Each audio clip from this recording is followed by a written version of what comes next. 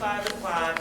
I am calling the meeting to order because Charlie is unable to attend in person, but he's on the phone with us tonight. And first item of business is to approve the minutes of the February 13th meeting. Is there a motion? I move to approve the meeting. February 13th. All in favor? Aye.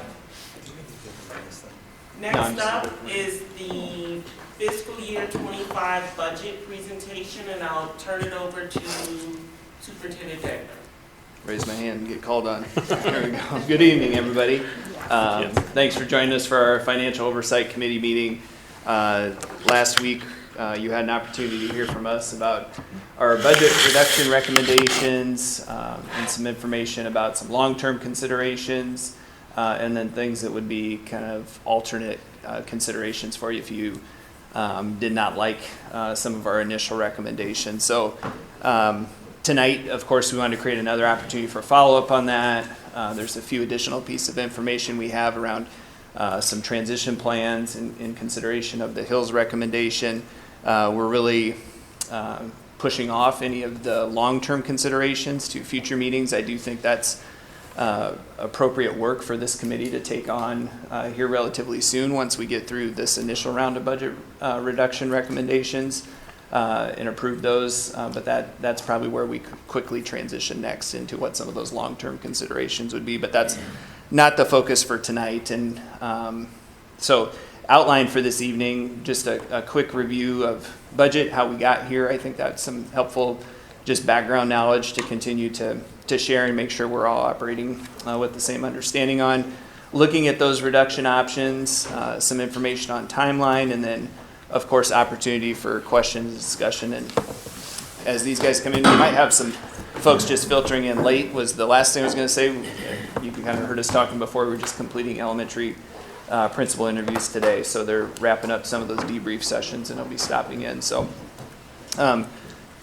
we know that part of what landed us in our current budget reality is long-term underfunding from the state, right? I mean, those things have impact over a period of time, but I think that the message we'd want to continue to try to share and say to folks is we know we're going to continue to be great here in Iowa City. I think that oftentimes one of the opportunities that comes through having to be more inefficient is where we can innovate. And I know those are some of the conversations we're excited to get to. And yes, there's some difficult parts of these initial reductions, but there's also going to be some positives that continue to come from it and some things that we'll continue to do better because that's what we do here in our district. And we know we've had a tradition of putting resources close to the kids. We're going to continue to do that.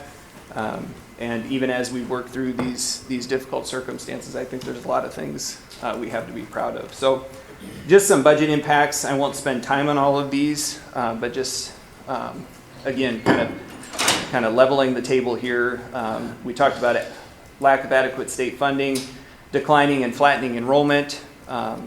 We talked extensively about the demographers report that indicates that. One data point around that would be kindergarten classes. We were used to around in the 1,100 range, and now we're receiving kindergarten classes around 1,000, and that's due to birth rates and what we learned in that demographer report. End of the ESSER funding. We know that's been an element of this, is shedding that ESSER funding that came to us during COVID, and that we put those dollars, again, close to the kids and in positions, and so that's been part of this process, is working those funds out as well. There's been changes to open enrollment laws, impact of ed savings accounts, and you can see what the financial impact of, just in a very general basic framework, there is to the district. One thing we'll talk to you a little bit more tonight about is increasing insurance costs and how that also factors into some of these recommendations. Excess seats, we talked to you about building capacity and knowing that with the elementary sites we have and the capacity we're operating at, that we do have additional space. And then again, knowing that, as we've prided ourselves in putting those dollars close to the kids, at 86% of our budget goes to people, but that is an outlier for us when the rest of the state is averaging there around that 80% number. And so trying to reconcile those numbers is part of our work ahead.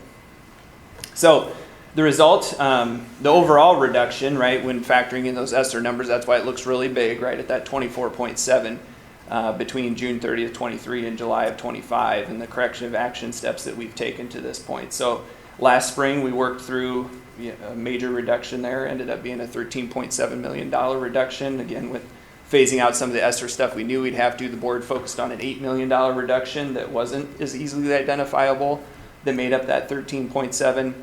This current year, we've been working to reduce our budget by $3 million as we go along, and we submitted the plan to the School Budget Review Committee there in December of 23, and then future planned budget actions. Remember, our goals are a $5.5 million reduction as we plan the FY25 budget, a $2.5 million reduction for the following year, and then monitoring what that means for spring of 26 and moving forward.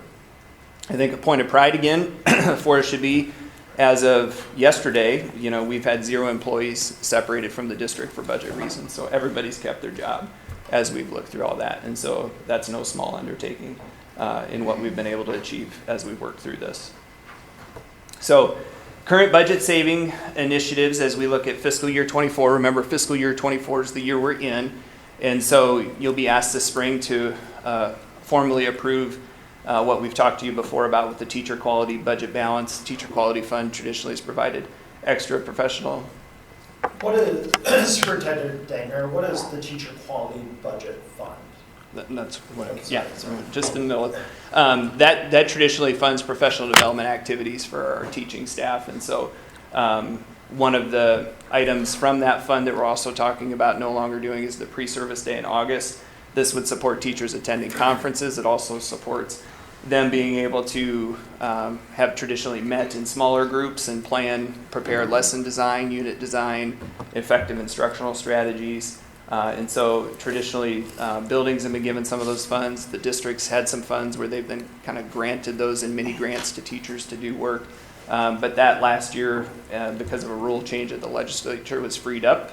And so while, yes, it's a cost in learning time for our staff, that was an easy one that wouldn't hurt, again, people or programs. And so we're asking, or will formally ask the board to sweep that money back to the general fund in this circumstance. And you can tell it's a significant line item for us. Recoding substitutes, that's work we've been doing out throughout the year to make sure those do not get coded to the general fund and get coded to categorical sources. Reducing our building subs, our fill rates have been much higher in our buildings, and so that's alleviated the need for the consistent building subs. You can see, again, the savings. I'm not going to repeat all the numbers here for you guys since it's on the screen and in front of you. This one, a reassignment or reduction from ESC or the Ed Service Center during the 23-24 years. So we had 7 reassignments and 11 reductions during this school year where folks that were working at the ESC were reassigned to open building positions. And so the building didn't go without their need being met, but we absorbed those losses out here at central office and reassigned 7 people from the ESC out into our buildings to fill those open jobs. We have a Title I balance similar to the strategy on the TQ balance of $200,000 to help with the general fund. We've reduced the building budgets or carryovers that they've had by $100,000. So traditionally they carry over some funds. We've swept that back. And then transition secondary facilitators to special ed BIs with the retraining of roles and responsibilities there. We can then code that to special ed funds. So those are all in-stream or kind of midstream savings we've done to try to, again, further reduce the budget. And then these were the part of the budget reduction recommendations for next year, but we didn't really call them recommendations last meeting because these are already in progress. These are already things we're working on to achieve that $5.5 million. So TLC program modifications, again, in that budget worksheet last meeting, there was an additional level of detail for these. Tonight, there's a couple additional slides here following the list. Non-elementary early retirement savings, canceled the TQ August Professional Learning Day, ESC administrator reduction, and then another interesting note, because we do get this feedback a lot, so I think it's important to point out to people, ESC-based reductions from June of 23 through June of 24 would be 17 positions, and that saved us $1.5 million. So for the folks that give that feedback about why we're not looking at those district level positions or specifically at our office. I think that's a positive data point you can share back that we definitely have and are actively looking at those. Reduce the building sub-allocations. You see another reduction of those. And then delay curriculum purchases, $1 million, and that's a one-time expense. And so a question came through today about what that would be, and what's on cycle for next year would be the elementary math. And so that would delay us to a longer cycle, more like a 10-year cycle for that. That, if I have it right in my head, Adam, you might want to correct me, I think it's a $2 million line item for curriculum. And so it's not that all curriculum purchases would be delayed, but the major adoption in that sense would be offset until another year. And again, it's a one-time one. That doesn't help us as $1 million recurring. It's an important distinction to make there. We will spend that money at some point. And then this was the additional level of detail. I don't think anything in particular new here from last week.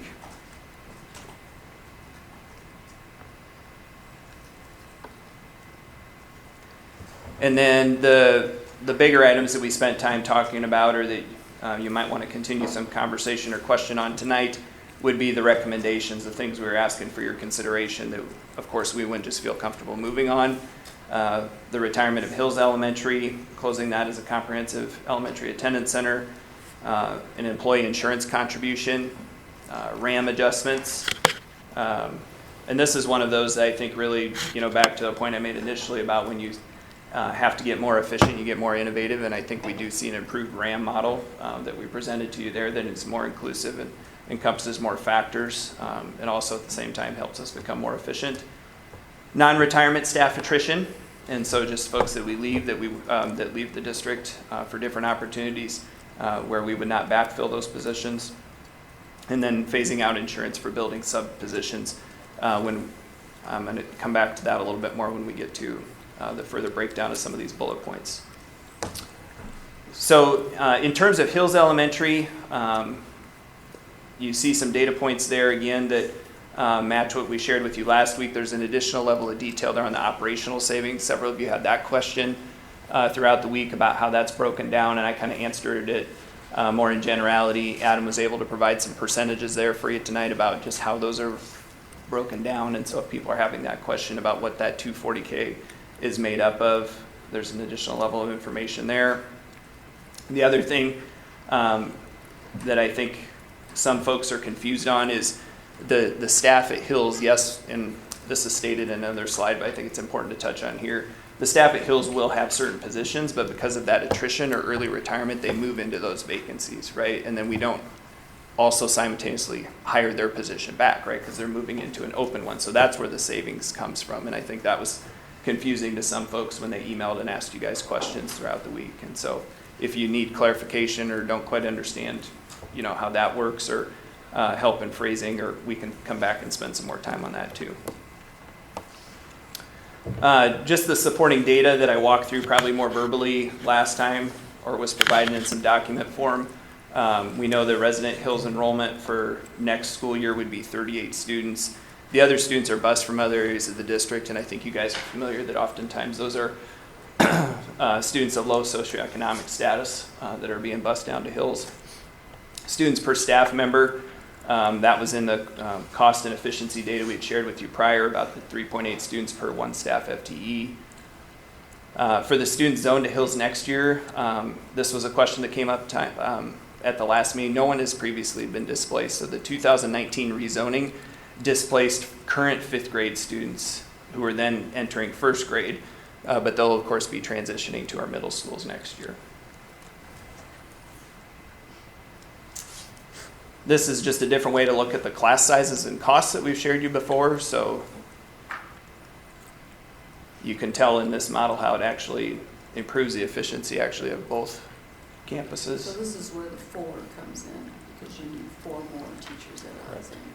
Yep, exactly.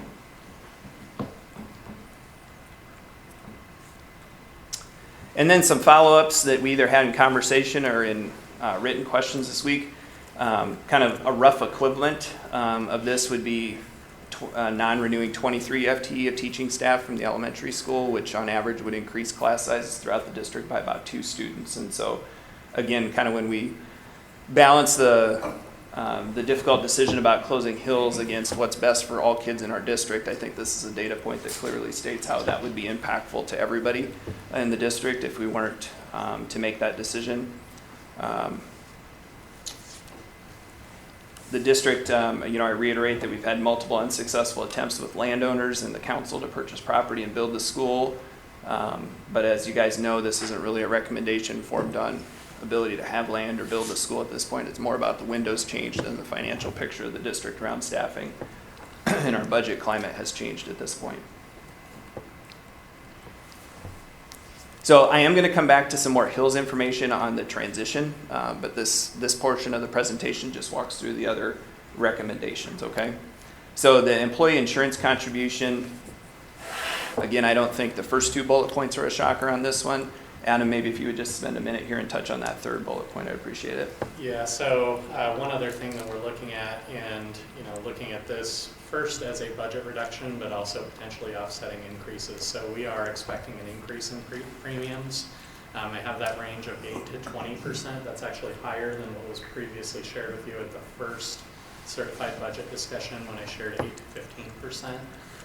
And that's based on feedback we've had just within the last week from our insurance plan administrators, as well as from Wellmark, where I expect the number to be in that 8 to 20% range. We're still working through some details. The Health Insurance Committee will meet right after spring break to get into some more detail here, but I think it's going to be probably in the middle, maybe slightly on the high end of this range, which is a very substantial increase potentially to the general fund. So, looking at the employee insurance contribution, that becomes an important budget reduction element, but perhaps even more important given the upward pressure we're likely to see on premiums for the coming year. Did they give you any reason as to why a 8 to 20%? I like the 20%. It's driven about 75% by increase in pharmaceutical costs. And there are a number of reasons for that. But that's the big driver.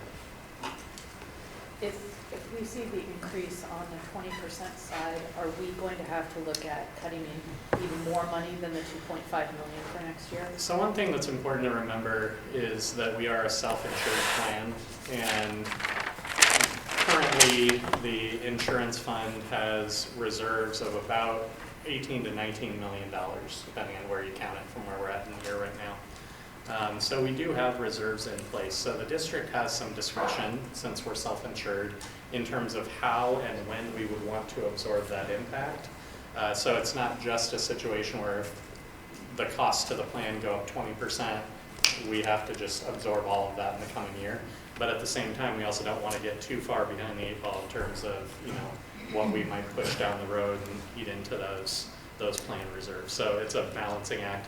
Ultimately, though, like I said, I do expect that we'll be getting some more information here in the coming week or two that should really allow us to zero in on what the actual plan cost increase is going to be, so we can then make whatever that best decision is.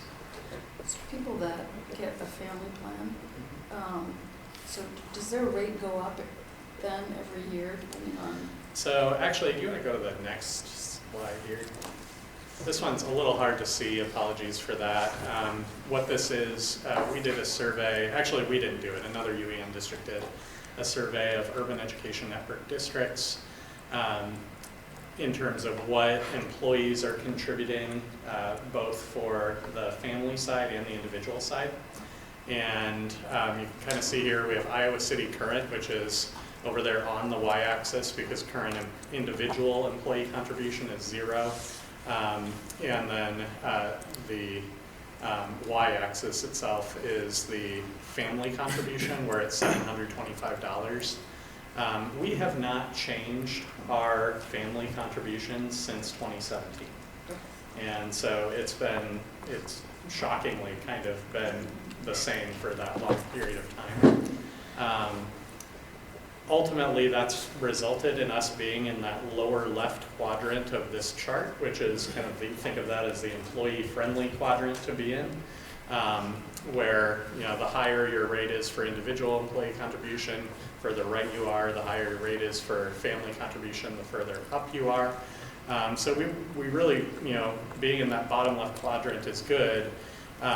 You can see Iowa City current and the Iowa City proposed. That would be after the adjustment we're proposing to the individual contribution.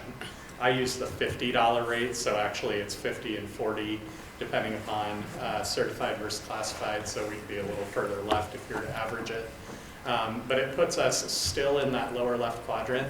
It also puts us to the left of the individual contribution average for the UEN districts that responded to this survey. I'll note that not all of them did, most of them did. And then it also still puts us below that average family contribution. I do expect that that family contribution component will have to rise a little bit with the premium rise. Again, details to come on that one. I do also expect, though, that we will still probably be under that UEN average, because I would expect that that is going to rise too. Other districts are facing the same pressures that we are. And the committee, one of the things that the committee does also, because we are self-funded, we look at sign plans, and that will probably, it has been part of the conversation in the past, be part of the conversation as well. Yeah. It won't change the fundamentals of what we're talking about, but as you move forward, you look at pharmaceutical costs, there just will have to be conversations about, What's what we included? cover and what we don't. Yeah. Yep. So part of the reason for giving this additional level of detail tonight is to stress how important this recommendation is as well to the budget conversation, knowing that we have some increased costs on insurance up against us as well.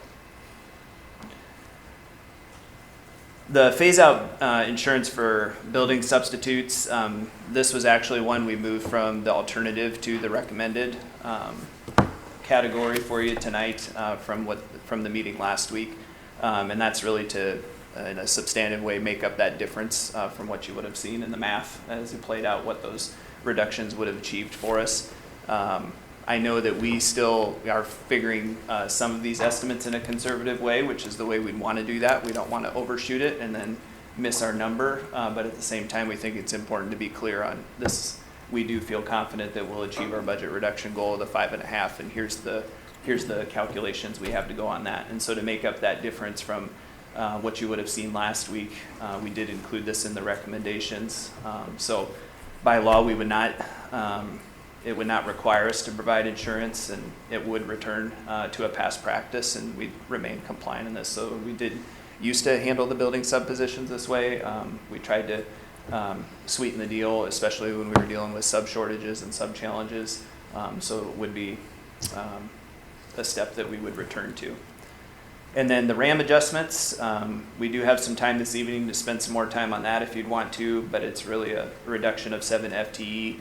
That we're able to do with the redesigned RAM, and we talked about some of those factors that were included last week, but there were some questions about the weights or just how the formula works, and so we're prepared to show that on Tableau tonight if you'd like to see more about it.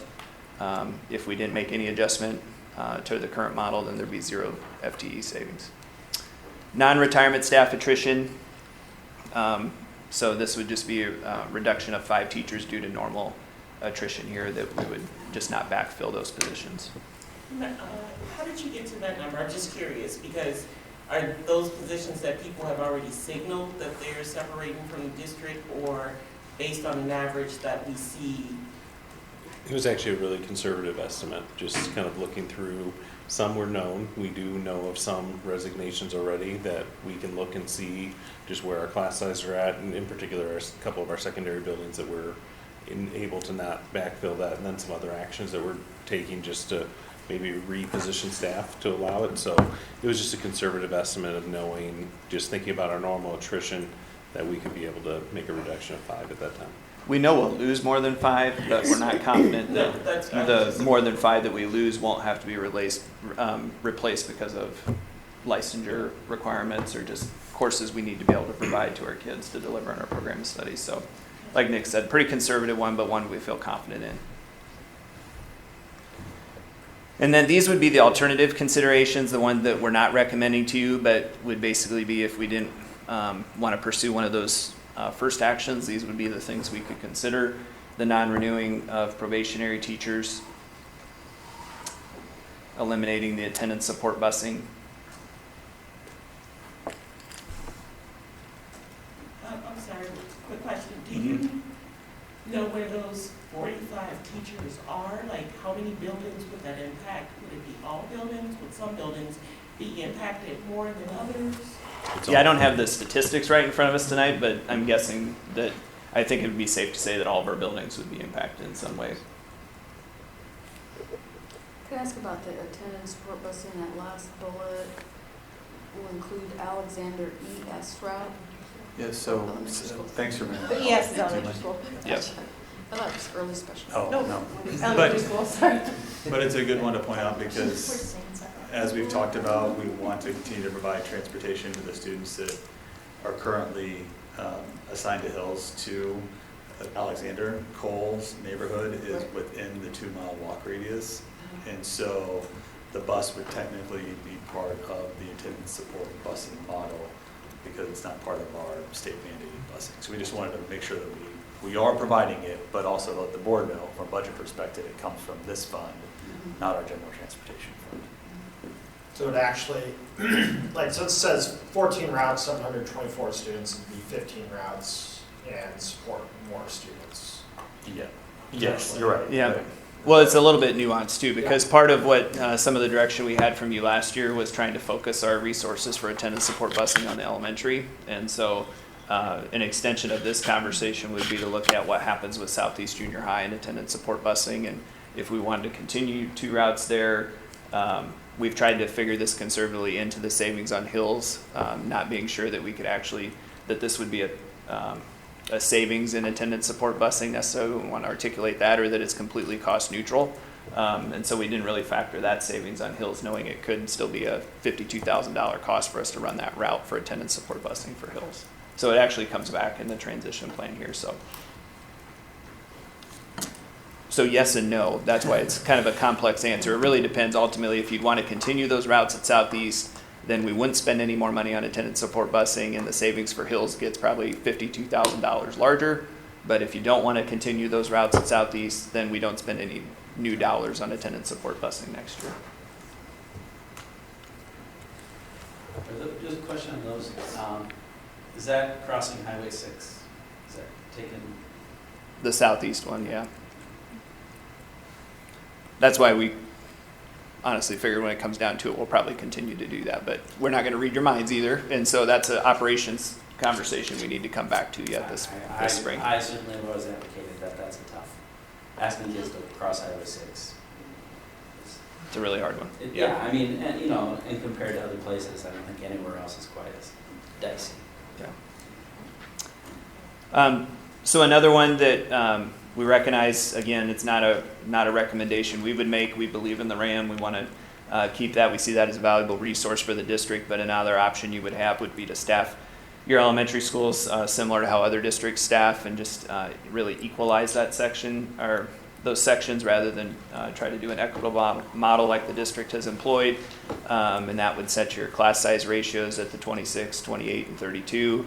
I'm sure you would hear from staff that those numbers are too large, and why that would not be a good idea. But again, in all transparency, I wanted to present options to you. That's why we shared that option with you. We did make a note here, it may require some redistricting and adjustment of elementary boundaries to even be able to achieve those in a systemic way, because as we've talked about with some of our schools before, it's still really hard to see efficiency in staffing those just because of the natural size of the students there, the way the boundaries generate them now. Mitch? That $1.3 million in savings, do we know how many teachers that will be removing from the district? Off the top of your head, sorry. It's 14, right? Because if our 7 was 630, so 14. 14 lines to do that. Yeah.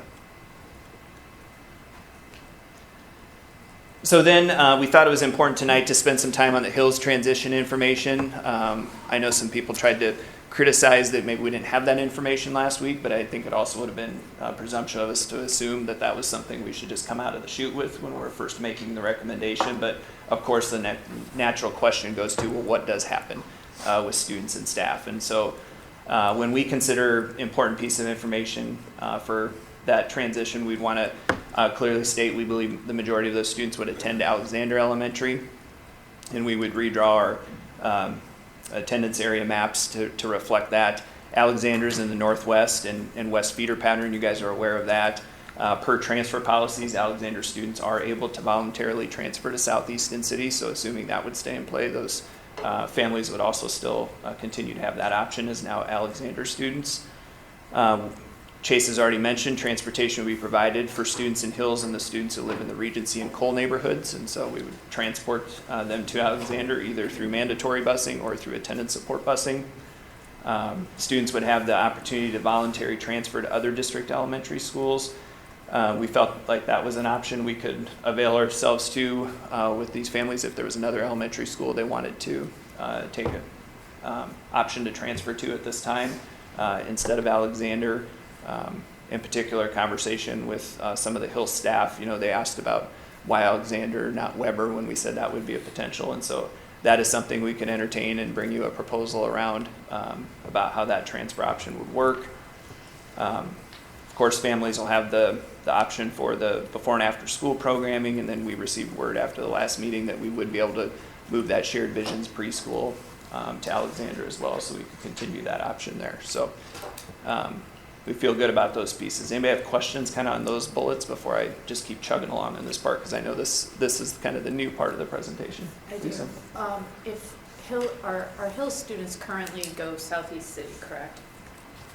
No, they'd be Oh, they go northwest. Yeah. So that's not a change for them, right? No, yeah, they would not be changing their feeder pattern. Okay. Nope.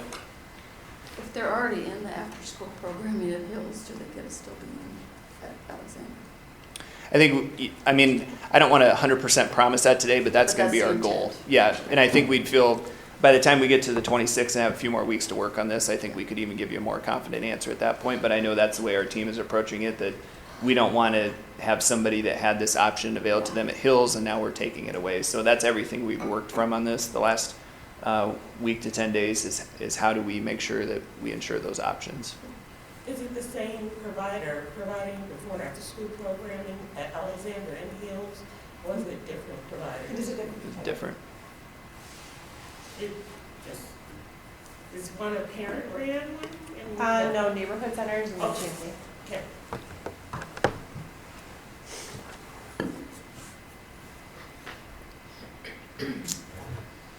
And then for staff transition plans, Should say student. oh, sorry, that should say student right there. Student transition plan continued.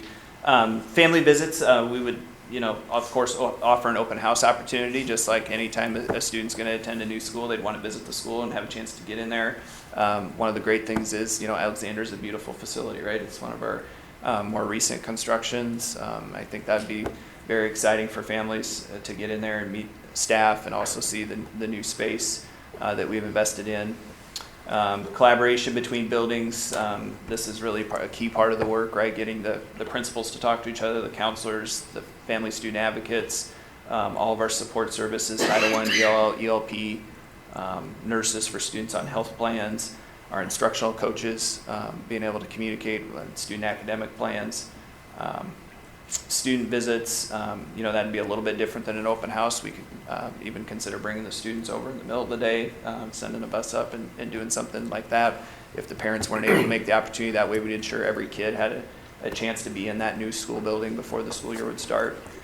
Special education, we would of course do transition meetings this spring, same with 504s. That's a normal part of our process anytime there's a transition, and so we would ensure that those happened as well. And so we have a lot of experience doing transitions in the district, and I think there's lessons we've learned from things that have went well and things that didn't go well, and how we'd want to build that experience so that we set our students up to be successful day one there at Alexander. Staff transition plan.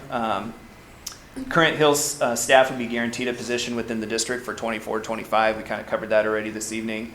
Our goal would be to hold an individual meeting with each of the Hills staff member about placements for the 24-25 school year and talk to them about preferences, but also talk about what's realistic for the district and where we do have openings and where they could potentially be placed.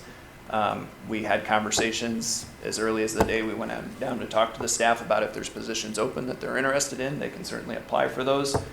We had informed them that even if the board wasn't going to pursue this, that we would welcome them back to Hills if Hills were to stay open. And so we've been encouraging them since we talked to them the first time that they should be seeking out those positions if they see something that they're interested in.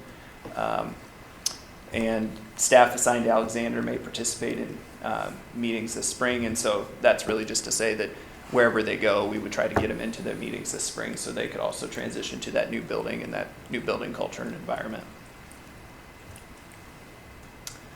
So timeline and next steps, of course, we would not start any of those transition plans until after a decision, but we would see that March 26th meeting is a kind of a confirmation on accepting the budget reduction recommendations, specifically the Hills one, as I feel where a board vote would be necessary on that. And then April and May, you can see there kind of just a rough outline of what we'd be looking at to do those transition items we talked about in the previous two slides. So that's kind of gets us to the question and discussion portion. There is an appendix attached there. You'll see that's kind of the RAM slides. And so if, we can talk about some of the other items first. And if you want us to spend some time on the RAM, we could jump right into the RAM now. It's kind of up to you now where you'd like to take it. I have one more question circling back to the Hills transition information. And the students have the opportunity to voluntarily transfer to other elementary schools. I remember when we redid the boundaries in 2017, there was kind of a complicated grandfathering situation for younger siblings. Would we intend to try to structure something similar to that so that, if a Hills family with a third grader decides to go to, I don't know, Twain, and then they have a 4-year-old, the 4-year-old could flow to Twain with them? Are we going to consider something like that? Yeah, and there is several nuanced aspects to that, and that was kind of my thought there, was saying we'd try to build something presented to you guys, because I think you'd have a few considerations there about what if they chose a campus different than Alexander, and then what happens with siblings, what happens with unborn siblings versus born siblings, and how do we treat all those circumstances. And so the good news is, Adam, as we talked about, this would be different than what Ann Feldman passed me for the Lincoln families, which was just a hard copy list of families I had to keep track of.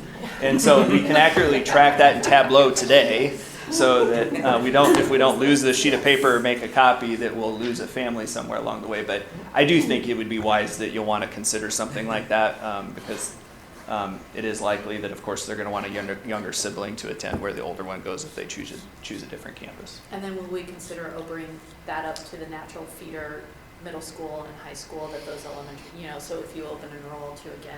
Right, we wouldn't send you get to a go different city feeder. and- Yep. Okay, so Yep. we'll give them some real meaningful choice Yep. in that area. Liberty. Kirkwood is Liberty. Twain was my first name. I really like the options for voluntary transfer. I think that's a very, very good idea. I just have a couple of questions. Little bit concerned about the insurance for our classified employees, and worried that we might see some attrition there, especially with our secretaries. I'm and whatnot. super concerned Yeah. about that too. And then I was also curious if you thought we would have any shortages with the insurance recommendations there. I mean, it's hard to say, and I wouldn't want to promise it one way or another, but part of the reason, some of the recommendations came to you around subs because we are filling positions now. But it's hard to answer, are we filling them now because of, some of the things we offer, right? But I think some of our daily rates, as we've analyzed the data on that aren't filled by building sub roles, are higher than what we'd seen in traditional years. And so that's what gave us some additional level of confidence that informs the sub recommendations. I would say, yeah, the classified staff impact, and the other thing that we could continue the conversation with you on for the insurance contribution is what is that breakdown? You know, I don't think we're necessarily tied to that it's got to be 50-40. And so if there's a different kind of breakdown you want, I think the important thing that we're trying to present to you is that the need to achieve the 770 through insurance. And so if that means certified pays more and classified pays less, I think that's all within our purview to talk about. So these were just some figures to show you this is how we could one way achieve the 770. And I think the other thing we would add on that, and this kind of gets delicate because we don't negotiate in public. Right. So it's nice to have Brady here, and we're not doing that, but obviously as we're committed to people, we wouldn't implement this with an expectation that anyone would see their wages go down from this year to next year. And again, you know, I want to respect the negotiations process, but I think that's one reason it's better for us to know this now, because then it helps us when we start setting wages for next year for both classified and certified. This understanding of, yes, we have to do this, but we also are committed to making sure no one makes less next year than they do this year with what they're taking home. So that's part of this equation we're trying to do on the backside as well. And that's one then we'll continue an exempt for you. We'd entertain doing an exempt tonight, but still without knowing an SSA number, it's still really hard for us to give you direction on that. But I think that's something we can talk about in an exempt session about what is that right balance then, so we don't get into the negotiations in public, but also knowing this is a reality for us, and how does that split look to answer that question Chase was kind of responding with. And then just a comment on the attendance support busing. I know that we discussed this in at an operations meeting sometime Last a year spring, ago I think, or yeah. more. And I know we were against reducing any of those routes at that time. I feel even more strongly about that now than I did then, so. I think that one's, you know, I think probably the data point that supports that best, Gene, is the chart I don't have on here tonight, but that's been on the last couple meetings that shows already how efficient we are in transportation, right? That's not an area where we're expending a lot of dollars or overdoing it. I mean, we're already super efficient there. So I think it's more of for us, it's a transparency question to people asking, well, why aren't you doing something on the operations side? And you guys know that from seeing data like that we're incredibly efficient there on that other 14 cents. Well, if you wanted to look at the other 14 cents, this is your biggest line item on that 14 cents that's not the 86.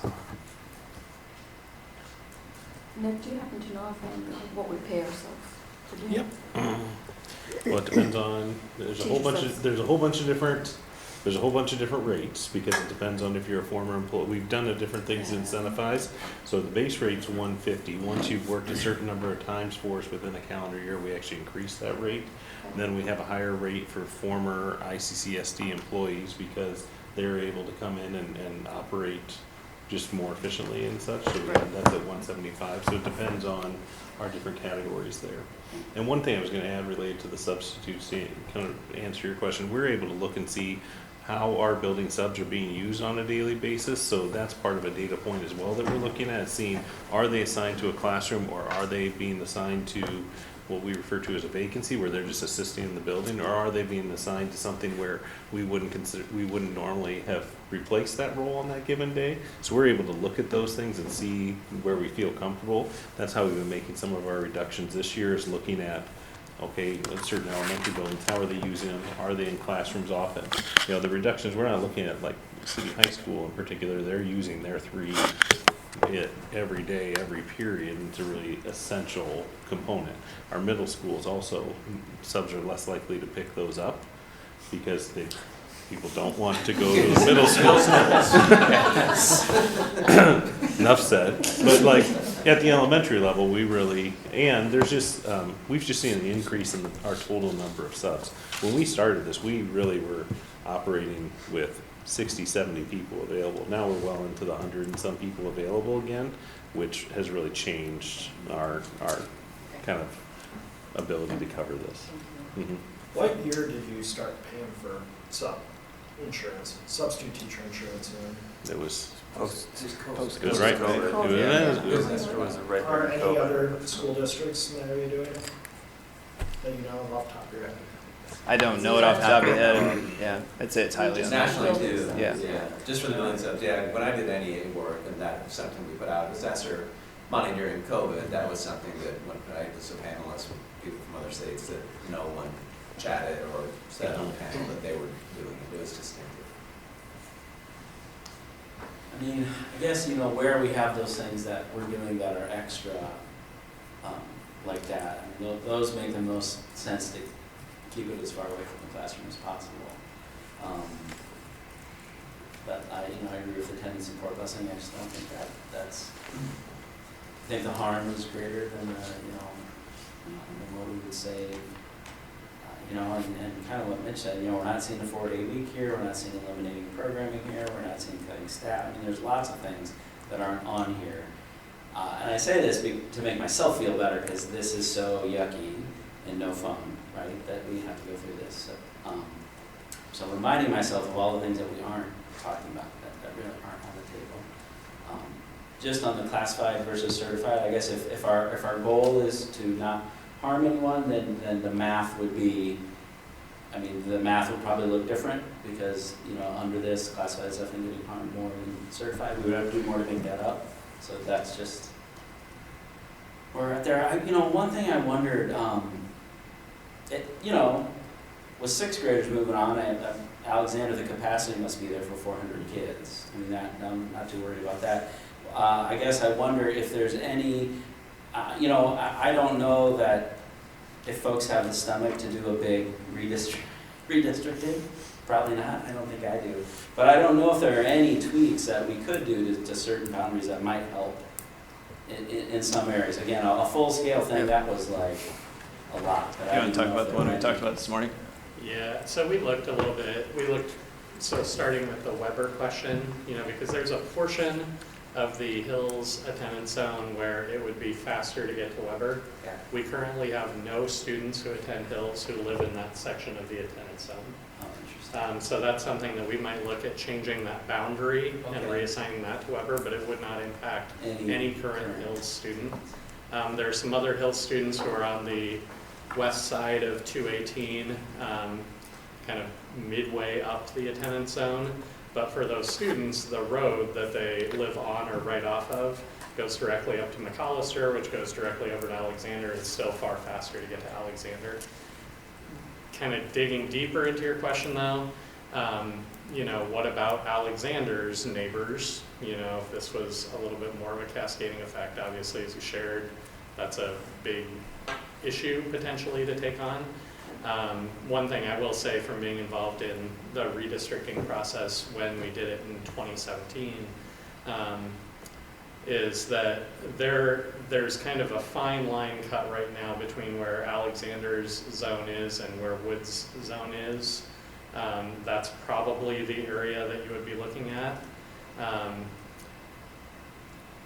It would be a very, potentially, depending on how you sliced it, a large number of students in a very small geographic area. It's a very densely populated, in terms of student population, portion of the district. So, that's probably really, though, the only real opportunity, because there are no other students for whom any other school is remotely as close as Alexander would be towards them. Right? And while Adam was talking, just to add the capacity numbers for you, Alexander has a capacity of 575, so this would be a little over 400, which puts it just a little over 70% capacity, even with the addition of the Hills to the building. Can you clear up something on the voluntary transfer? So you were talking about voluntarily transferring to an elementary and then following that feeder pattern, not the ability to voluntary transfer once they reach middle school and high school age. No, we'd be offering a one-time voluntary transfer Right, at this okay. change. Yeah. And so that's not, And like, it would be whichever- unconditional, it would be. Stick with that Yeah, feeder system. they stick with this one. Of course, they could go back to their original Okay. assignment if they chose that, but we wouldn't offer an additional one after that. So it'd be the one-time offer to do that and then stay in that pattern. Yeah. With the attendance area one, maybe the bow to put on that is, as we talk about those long-term considerations or the additional things that we know we need to look at with elementary campuses and some of those bullet points we mentioned in the last meeting, I do think that's part of it, right? And it's just depending on, okay, where do you want to steer that conversation? What are the options we want to consider? And again, I think once we turn the page on knowing these are the reductions we're going to make, then I think the earlier the better we get started on those. So what, part of the Hills transition is what happens to the building? As you know, when we closed Roosevelt, we had issues with people making their way into the building and us having a liability if they got hurt. What's the plan in making sure that folks of that community are safe from a building that we close? Yeah, and we didn't detail that one out, Ruthina. I mean, I think, of course, if the board has some input on that, we'd be open to hearing what that is. I mean, probably, if we're being honest, I think our initial recommendation would be to demolish the building and not leave it standing. It wouldn't really be suitable to continue to house students in. We knew we were going to have to do something different on that, and so there'd be no reason to leave it stand in that sense. We don't think it would necessarily add value to the property with it as there. Now, of course, if somebody approaches the district and has a different idea, I think you guys would want to entertain that. But I wouldn't say we're 100% solid that we would bring you that recommendation at this point. But knowing what options would be out there, that could be a viable option that we would look to demolish and dispose of the existing building. You guys could also get approached quickly from somebody else, I'm sure, wanting to buy it, and then you'd have to entertain that. But we don't think, we knew long-term it wasn't going to continue to be suitable for students.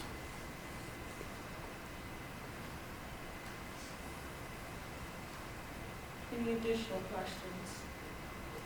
Can we go over the new RAM modeling? Yeah, you bet. It's a- Do you want to it's a connect significant instead? change to Well, I something linked that's it, if you go to the very new to a lot of appendix, Is I it- wanted to see if it's there. I just put a link at the bottom, right Oh, down yeah. there. If you click on that, I might use your mouse if you don't care about that. No, If it opens actually up. just sit right here. Uh-oh. Should just authenticate with your ICCSD Google. Oh, that's true. It'll just let me do it, won't it? Yeah. I was thinking I was going to have to get Nick logged in, but. No, it should be okay.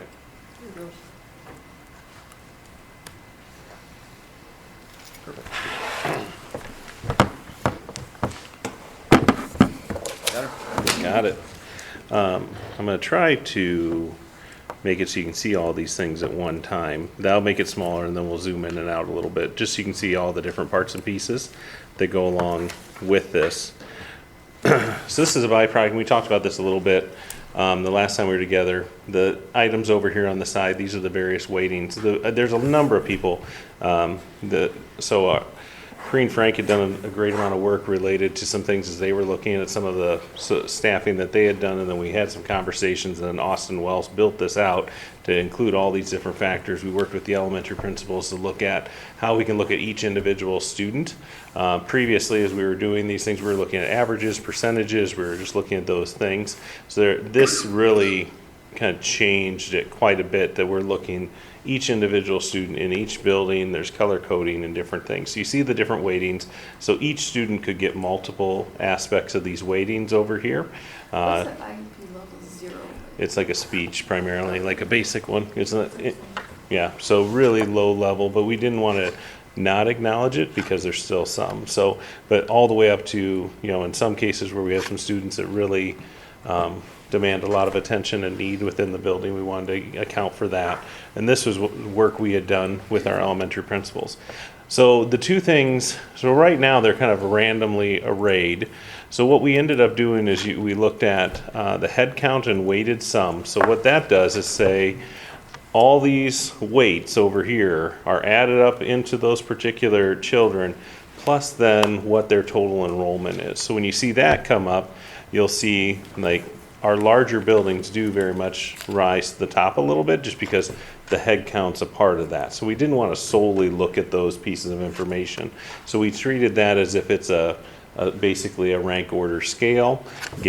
So Weber would be it's one of our larger buildings, and then it has some of the most need within it as you add it up.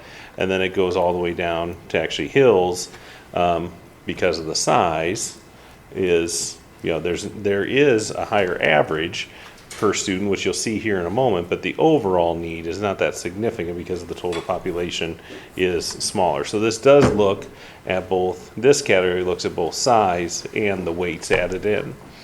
The next one, when we look at average weight, we also felt like this was an important piece of information as well. So now you'll see, using one of our current examples, Hills does have a higher average within some of the students who are there, but there's just not as many. But when you look at those two pieces, then that's how we started to make some determinations. A similar situation happens with like Penn. That's a good example to look at. Penn's one of our larger buildings, but there's not a ton of there's not as much documented need as you might see in some of our other schools. So you'll see Penn over here pretty high up. So, but part of that is due to size. And if we were only looking at percentages, they wouldn't be nearly this high because we're not then looking at all the weights.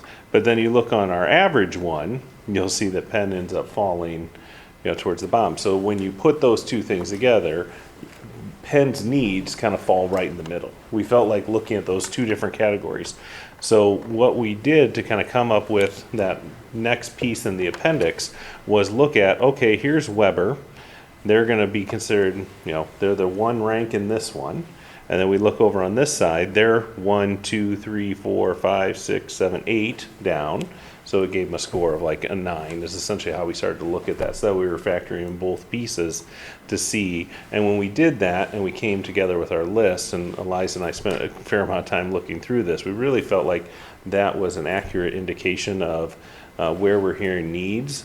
We felt like it better represented what our principals were seeing within their building, because previously when we were just looking at free and reduced lunch, it didn't have maybe all these various items accounted for and the student need accounted for as thoroughly as our principals would have liked to have seen. So, and then you can see over here, this particular chart, we did not add in because it actually ends up being pretty close to how these two compare, but it just gives you like the total weight within those buildings. Again, you can see, the number of students really does make kind of a difference in some of these cases, and it really ranges between, again, Weber being fairly high up down to, Shimmick and Wickham and Penn, some of these having, much lower numbers. So, Nick, is that last graph with the blues, Mhm. is that like the summation of the prior graphs? No, it doesn't quite Okay. do that. This is more of just taking all of these Okay. and adding them up. So that's why it's not, so that's why we didn't want to just go to this, because it didn't account for that average piece as much as we wanted it to. You still see like Hills, since we've been using that they still kind of fall kind of in the middle, but here they actually fall lower since we took average into consideration. If you were to look on, that next slide in there, Hills is actually up a little higher because we wanted to take an account for, if you have a high per student need in a building, that's something to be forced to think about. I think this also has great value as we start having conversations, staffing conversations. You can see when you might have something that, there's a little more maybe need in this, at one particular grade level at a particular building, and you can take some of those things into consideration. We're operating with live data. I mean, that's something like that. And this is, I don't know, but you can kind of dork out on this a little bit. Well, it gives you a chance to plan ahead in some of those specific sections where oftentimes it's more experience-based, that then we get feedback from the building or the teacher that, oh my gosh, the level of need in this one section is such an outlier. And if you guys, I don't know if you followed there, but when Nick was talking about those averages, that's the compounding weight, for the student, right? So they might be ELL, they might be special ed, they might be FRL, and so that factors differently than just looking at those sheer averages that we looked at across the building before, and we weren't even accounting for some of those other pieces. We were just looking at straight FRL status, and so it's a much more refined model, drilled down to the student level and also the section level, that I know a couple of you asked, well, what do we do when some of these class sizes tip over in the middle of the year? Well, oftentimes we can't hire a teacher, right? But it does give us a better chance ahead of the year to be more proactive in addressing those, and also to identify, yes, we're hearing this concern, it matches up with what our data shows. If we are going to commit some additional resources, whether or not that can be a teacher in the middle of the year, I think it gives us a level of confidence to commit those when necessary. My follow-up question is, because this projects out, right? So we know what our high schools and middle schools are going to look like in next year, 3 years, up to kindergarten potentially. So I'm looking at this and I'm seeing that you know, I know it was in last week's board docs, because that's what I'm looking at with the middle school and high schools. And, you know, we have northwest and southeast. Southeast projected is in the orange zone I have it. in the next 3 years. And northwest, and it's getting higher and higher according to this, the weights, yeah, that one. Yep. So I look at southeast and what is going to come into potentially city high and then northwest and into west. How are we looking forward to meet the needs of those buildings as well? Because we just removed 6th grade and put them into the middle school. That these 6th graders would have been in their elementary buildings, they would have gotten potentially smaller with class sizes or better weighting. You know, does that make sense? Because there's just like this, all of a sudden you have discontinuity in there that, okay, everything is fine again. When we know that it's just because they enter 6th grade, it isn't fine for the building level. So I'm just kind of wondering, as we move forward, and we have a bunch of stuff on our plates ahead. I mean, there's still 2.5 million to go next year. But how are we looking forward at RAM at the secondary level? Well, this is the first time this has existed. So this is a brand new kind of piece because we figured out that we could look at, since we were able to pull the data from Infinite Campus to create the elementary one, we realized we could do the same at the secondary level. We haven't had that until now. So now looking at this and using it to help look at, Lucas and I have been in our staffing conversations with the secondary buildings, and I think in particular, one of the places we'll really want to look at how this helps is the support staff that we're allocating at our secondary buildings. One thing that's a little different challenge from the elementaries, at the secondary level, a lot of our determinations is because, I want to take Brady's class, or I'm going to sign up for these, we have to adjust accordingly. But there are some things we can look at related to support staff or counseling staff or some of those other positions and see, okay, what does this need to look like? How are we going to allocate accordingly with some of those things? Are we seeing similar pieces? Because our middle schools are going to be large, and they have 6th graders now, and we have to look at that and use that to help make some decisions on what our needs are. A number of years ago, we had a really roughed out model we would use to try to allocate support staff for secondary that was kind of like RAM light, right? And I don't think it was very reflective. And so, as Nick's talking about, now we have a better model look at that. It probably allows us to better accomplish those goals you're talking about, Mitch, and that we can try to adjust. I think the challenge Nick is talking about there with electives, it becomes difficult because that's based on student request. And so for us to be as nimble as aligning specialized certified teachers in those areas sometimes gets hard, but we can definitely do it on support staff. And I think then the next natural iteration of that is in core, right? And so where we can do it with some of those core sections, especially at the middle school where the number of offerings is a little smaller, we can better address our core staffing needs there. It's going to get more difficult probably the further you get through the system again with more specialized classes, just to be able to offer that whole continuum of program of studies. So, but I think, Maka's sitting in the back there, this was something she'd asked for when she was on the board, right? How do we look at it at the secondary? And so as we were doing this elementary work, we felt this was an important step. And I think our secondary folks would agree too. I mean, they've lived it, they know that and they've understood the challenge about doing that. But at the same time, if we can have something that gives us a little bit more flexibility, we can hopefully start to go beyond some of this just generalized support staffing or administrative support.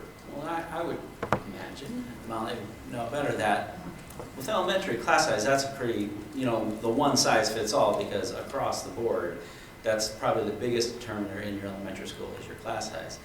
But I would guess every secondary building is just a little different in exactly what they need.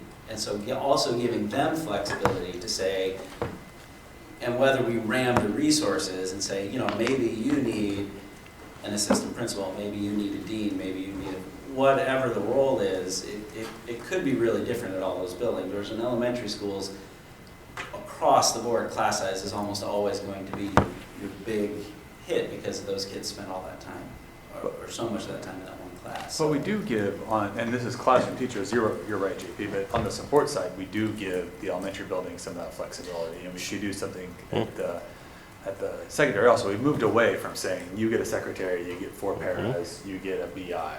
We started going to, you get this many support hours based on what your RAM tells us.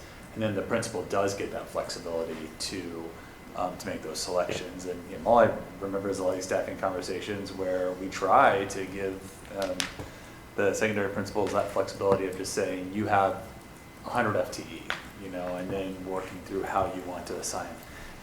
Eyes almost popped out of his head when I just gave away 100 FTE, but the point is the same. I've got to stay to our earlier slides. To what you're talking about, trying to say this is the number of people or the number of hours that your school should have based on what your student population is showing.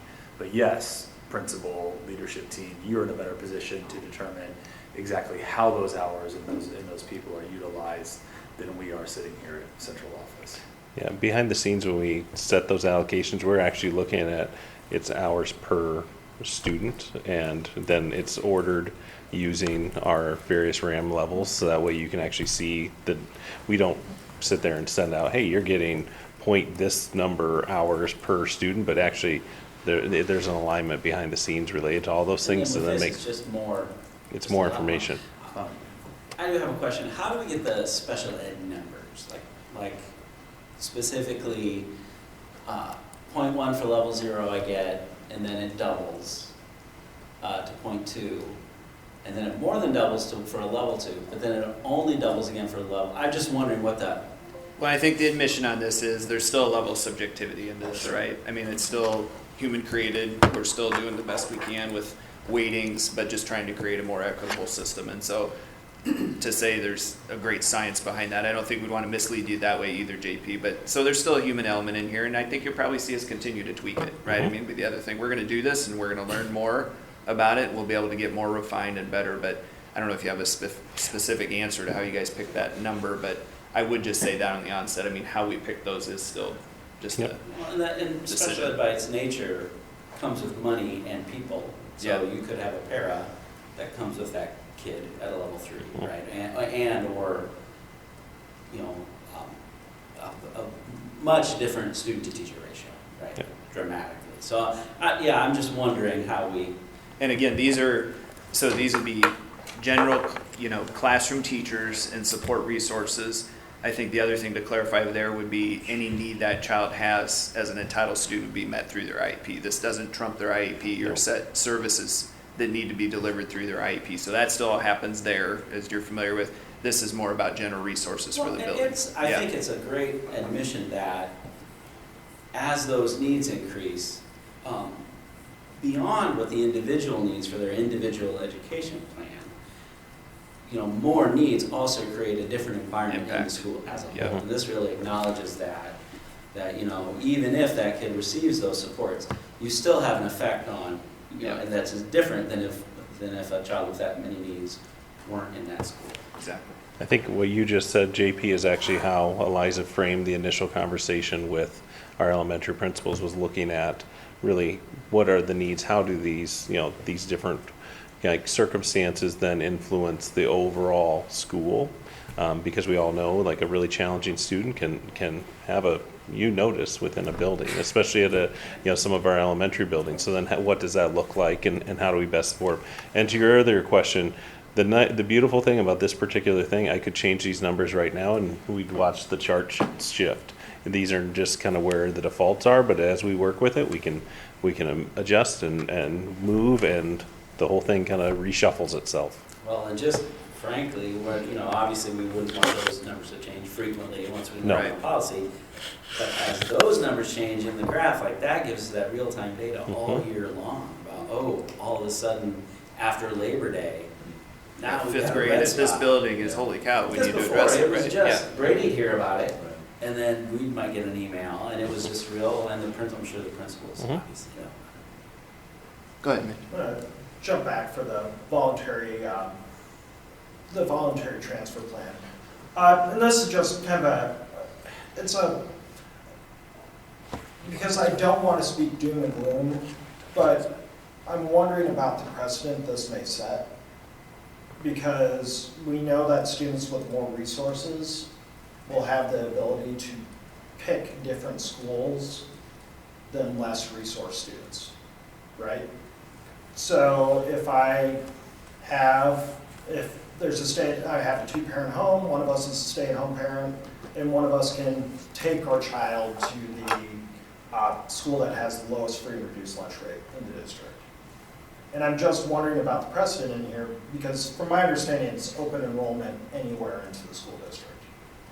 Or is it a set of elementary schools that they can open enroll into, or No, what is it? For Hills specifically is what you're asking, right? Yeah, For this option yeah. we avail, yeah. So for Hills, yeah, I mean, they could pick an elementary school. I think the two things I'd say about that would be, one, we know that's not the reality for most Hills students, right? You guys saw the data about what the financial reality for most families there are. And so I don't think that's a large number of families, probably that will even consider it. But if they are able to do it, it seems like if we're making a significant change to their campus, that would be a fair situation. I also don't think it's a high end or a high volume of families to be talking about. And the second one is it's only a precedent if you let it be, Okay. right? And so I think if there's consensus that we're doing this because it's a special circumstance and a difficult one, we're not going to do that in the future, then I think we are fine administering that, holding the line, very tightly to that. I do think long-term, again, one that we'll need to put on your radar is what do you want to do with voluntary transfers, right? I mean, I just think I've mentioned that to you guys before, right? The reality of school choice is different now, and I just think you're going to keep getting that question probably asked of you is how do you want to continue to handle it? That's separate than the question you just asked me. No, it's all falls under the umbrella. Yeah, but right now it's easier for a student to come to Solon and probably potentially get into an elementary school than it would be for a student to transfer between two of our elementary schools, right? And so that's just kind of a weird circumstance we've created. And just one more question on the voluntary transfer. Considering these, secondary numbers that we're looking at, would you at all consider limiting it to West High feeder elementaries to volunteer transfer to, or is it open to any elementary in the district? The initial thought was any elementary in the district. I mean, if you guys would like to see something different, I think, of course, that's why we're bringing it to you. But our thought was we wouldn't really limit that. Again, knowing that this is still be a challenge and a hurdle for families, I don't anticipate that, we're going to see a family that traditionally been zoned to Hills pick a, wildly different elementary school. Because we're never providing them busing, right? Yeah, not on a transfer. If they do pick a different school, then they have to transport. So Yeah. for me, like if for some reason you work up in North Liberty, it's just easier for you to go. Anything we can do to help these families, especially since it's small, just to administer that over time. Because I guess my question with the last grandfathering, has that been like a super heavy lift and complicated, better than the sheet crossing off names? Well, yeah, and now we're going to be better with with our ability to track that. I think that just became the concern, is that you were going to miss somebody. Right. You're going to give a family wrong information because you didn't have them tracked accurately. And so that one was protected, right? But we got a different way to track that. And again, it's not a significantly high number of students, and even less students this time, really, that would affect. So, Can't imagine it would be a large- yeah. You guys must have corrected me on the transportation answer. Is there No, as a that they could do separate pay to question. ride or something? Is that Well, I mean, they can, but then just I hear what Jane's saying about, because they're already in the west feeder pattern, saying choose another elementary school in the west feeder pattern, but we already have that caveat that all of our Alexander students can choose the southeast city Sure. pattern. Oh, right. now. Yeah. And so, You're correct. yeah, so I think that's kind of, I hear what you're saying, because it keep them That's there. why we started with And it. that's when I Yeah. asked, do they get transportation? No, only pay ride in that situation too. What else? So the last thing I'd say is kind of where we started, right? I mean, these aren't easy. These are difficult.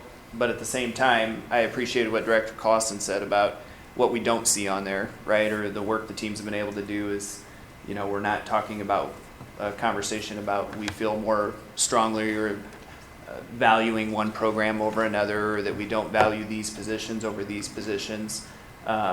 Those get into really ugly and difficult conversations for the district, and recommending closure of a campus is no small feat either, and so I'm not trying to underscore that, but I do think that our commitment to excellence here in Iowa City is something we can continue to feel confident in based on the reductions we're bringing you, and that we feel like we're bringing you them for the right reason, that we continue to elevate the experience for kids in our district. And so, I think it is hard for our community, right? We need to recognize that, but at the same time, we're also trying to remind them that they're going to get a great experience here in Iowa City, and we've continued to say we're the best. There's no reason we won't continue to be the best in this. And I never want that to come off as Pollyanna, but people should also be reassured. And I think what we heard from the families at the microphone is they just want to know what's next and that they're going to be taken care of, right? And that's our commitment to them, is that we are going to take care of them. And that's why we felt confident bringing you the recommendation to close the school, and that these other ones, while, also hard, are our best path forward in our minds.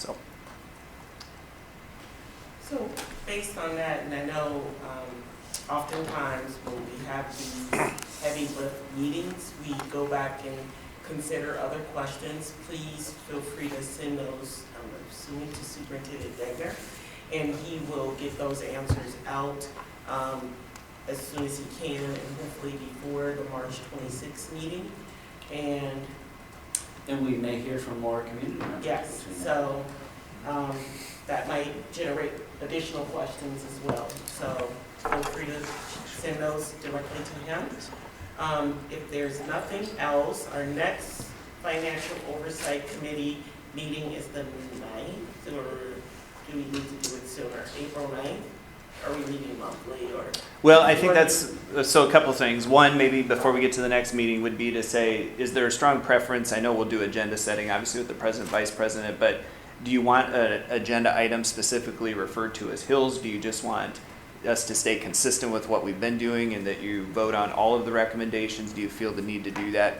I wouldn't mind a little bit of direction, or at least think about that, and maybe President Malone, you can tell me at agenda setting how we want to do that, but I think that's something we've thought about. I think, I just want to pull up, because when we had the board agenda for that meeting, I just see it's listed. So the action item was, I'm so sorry, March 26th. The action item was the operational life cycle budget. Yeah, if you're looking back to the 26, our item would have been just FY25 budget, I think, on that one. And so we can stay consistent and say something to the effect of FY25 budget recommendations and put that as an action item. Then in a sense, you're taking action not only on Hills, but also approving those other steps. And so it is kind of a more comprehensive approach. But I didn't know if the board felt compelled, like you needed something specific about Hills, if you were worried about the way that was stated or how it appeared in an agenda. I just wanted to make sure we had some clarity on that. I mean, if you all want to think about it. I don't know that I'm ready to vote on everything together, yes or no, is that what you're saying? Well, I think the other thing I'd say to that is we probably do need some direction fairly quickly if we're not going to pursue something else that's a recommendation. So then maybe we do need to have a vote, and we need to have some time to get additional questions answered, Molly, because if we don't pursue one of those other recommendations, there's some things in timelines and alternatives. Yeah, I was gonna say, that might have to be conceptual, Yeah.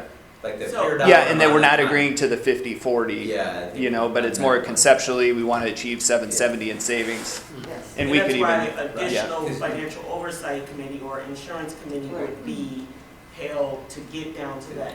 And we don't know 770 is the number, correct, Adam? I mean, that's based on the premium going up 8 to 20%. No, 770 is our reduction target.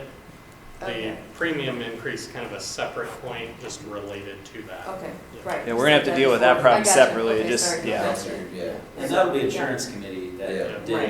into that. Yep. So the question is, on the March 26th meeting, do you want one item where it's approve the proposed recommended budget reductions, or do you want it listed out? So, I mean. Because we could put the agenda item, we can, that worksheet might be the best format. We'll update the worksheet. We'll maybe pull off the concerning part of the split on the insurance. Well, it And sounds then- like that's not, like that's a separate, Well, I think you just wanna take the numbers. Yeah, we I don't want to won't- mislead staff that that's Okay. going to be for sure the Yeah, number. concept of it. Yeah. There you We won't know So that. we'll put the concept or the goal of what we done achieve there. we can attach the worksheet, and then that's what you guys are voting on. Okay. And I guess if we, if anybody gets different feelings before then, you can talk to me, talk to Ruthina, JP. And we're saying close, not Ruthina, retire, this is correct? Charlie. I actually think that the 26th agenda should indicate that we're going to be voting specifically on retiring Hills or not. So that informs the public what our what's Should before us. specifically state it. Right, that would be listed as part of the action item so we could do it that way, if that's the consensus. We can have it as a single agenda item, or it will be listed as part of the action item for fiscal year 2025 budget reduction recommendations. So that will be on there. I think I actually agree with Charlie's Okay. point, just for transparency to the community, that we have two different action items. One is Hills as a standalone, and then the other one is the other 4 recommendations. Can do that. Because I just think that'll communicate more clearly to everyone who's not sitting in financial oversight committee meetings month after month, So it doesn't look what's like we're happening. trying to hide that. Correct, Yeah, yeah. it's just more Obviously, we're not, transparent. but yeah. Yeah, I and don't then wanna we miss just a take 2 procedural separate. step. Yes, Somehow along that we can Yeah. make sure that's noted and that's listed as an agenda item. I think Molly was asking about saying close versus retire. We can Yeah. easily say close. Yeah, So, just the more Yeah. straightforward. Yes, yeah, fine. close Yep. / retire, but it needs to say close. We'll say closed. Yeah. Yep. I think if we just said closed, they'd ask for retired, so that's Right. fine. We'll put closed. Or you could do close / retire, Yeah, whatever. we can do both. Yeah. Yeah. Right. Just make it clear. Are It's there any fine. other? So then you asked about the other meeting. That's when I got us on the bird walk. So to accelerate those conversations, I think what we'd like to suggest is maybe even replacing the recurring schedule for financial oversight with operations and moving operations to either a quarterly trimester type meeting, and that we put more financial oversight just as the regular recurring monthly Yeah. meeting. And then I'll give us the space to dig into some of these ongoing considerations. So I think the board is in agreement with that, so that will make our next meeting April 9th. That's currently an Yes, is that the operations first committee Tuesday? meeting. Right, so But That's that the would first be the take that. financial Right. oversight committee. That's what I'm instead. saying, that's the Yeah. first Tuesday, so we will be replacing the operations meeting with the financial oversight meeting. We will start at 5. 9th at 5. You got it. Yep. And we're meeting at Tate in 2 weeks. Yep, and Ed Committee is going to be at Tate on the 19th, and we'll start at 4:30. Yes. All right, if there's nothing else, I would entertain a motion to adjourn. So moved. Is there a second? Second. All in favor? Aye. Meeting is adjourned, thank you. Thanks, guys.